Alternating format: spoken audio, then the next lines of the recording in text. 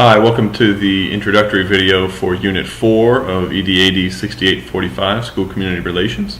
This week we are narrowing our funnel a little bit further. From the last couple of weeks we've looked at schools and modern society. The last week we looked at schools and diverse communities, looking at cultural differences and the relationship between schooling as a general state-supported enterprise and communities and how those two interface. Today we narrow that. This week we narrow that funnel even further and look at schools and families and parents.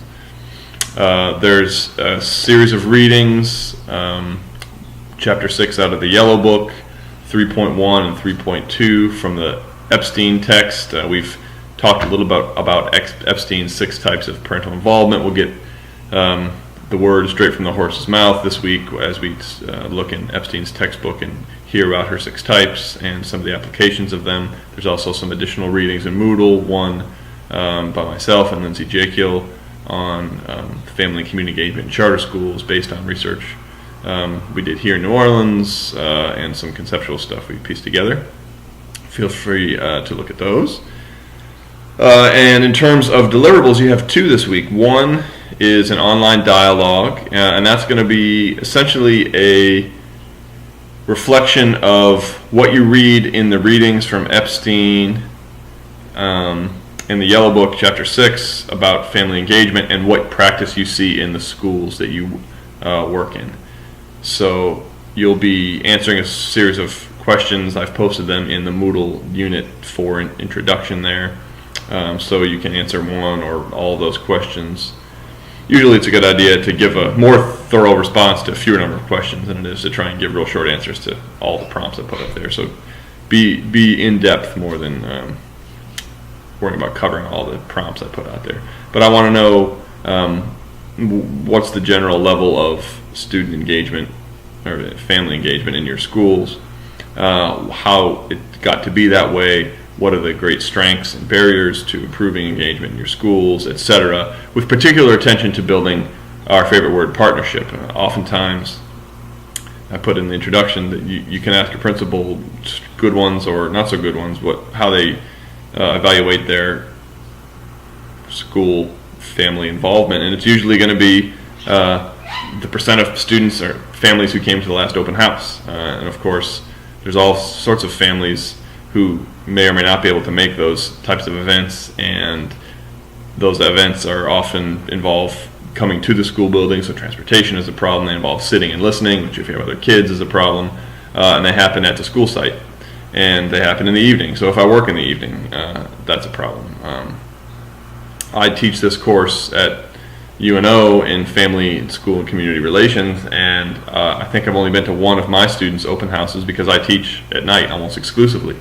And so by some definitions I'm a very uninvolved, very bad parent, but at the other hand I do all sorts of organizing, community input meetings for the school, and do lots of fundraising activities to get extra resources for the school. So to me, I'm a very engaged parent, but depending on the definition the school holds, I may or may not be. And so I think the extent that we can, as educators, have our definition be as broad as possible, we're more likely to see our parents as strengths rather than as problems or challenges. And we need to get to a place where our educators recognize that there are families who their primary contribution to the education of their children is going to be taking care of basic needs, supervision, clothing, food, health, those sorts of things, and perhaps doing a little reading and checking off of homework. That's Epstein's first type, and I think most educators don't necessarily see that as engagement in the education of their child because it's not visible to most parents. We're educators, a lot of us are parents, and we know we do these things, but we don't make the connection to school. But of course, without clothes, food, sleep, in a safe home environment, you have academic problems. So the goal here is to produce students who aren't going to use that one percentage that, 65% of my parents came to the open house last week. Yeah, we have decent parental involvement. I want you to expand beyond that and make sure that you understand it's a complicated idea. All parents care about their kids, true. However, all parents cannot interact with the school in the same way because their life is in whatever circumstances it's in. So finding ways for parents to become engaged, both in one-way and two-way communication, is important.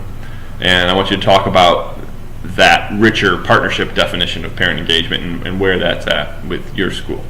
The second part of the assignment is your family surveys. So you'll need to find 25 parents. You'll develop and administer a survey of these parents. It can be either electronically distributed or done on paper. It can be about general overall feelings about the school. It can be their feelings about parental involvement at the school. It can be just a survey of the events off of your current plan analysis that they attended last year and their rating of the effectiveness of those events.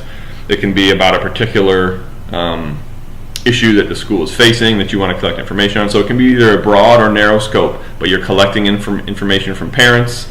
And this sort of has a twofold purpose. A, it gets you used to the process of going to parents and collecting information and using that to make decisions. Of course, we're here trying to create a revised school community relations plan. So it gets you as future leaders in the habit of seeking your information from parents as a resource to decision making.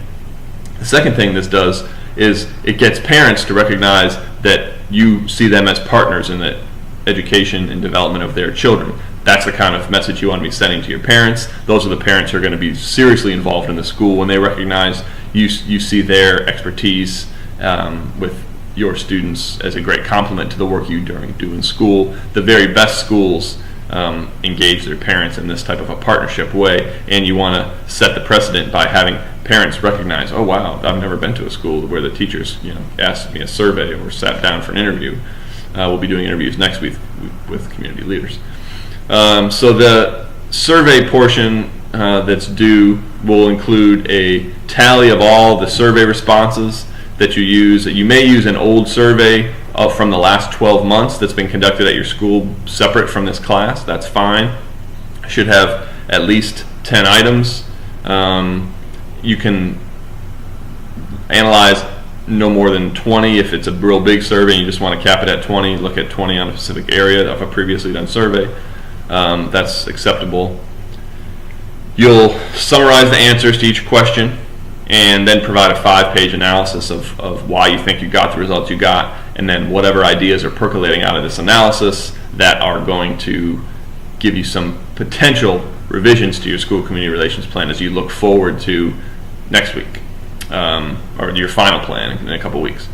The recommendations you make in that final plan are going to involve some activities, programs, dialogue, meetings, etc. But every one of them is going to have to be defended with research and data. And so the readings you do, the parent interviews, the current plan analysis, and then some things upcoming, the community resource map and the community leader interviews, all are legitimate sources of evidence for why you're going to put together the revised plan you're putting together. So this is a first of the actual field work that you'll be doing to that regard. So at this analysis piece should both include a summary of survey results as well as a reflection on why you think that you got the results you got and some potential revised activities that you can include in your final plan.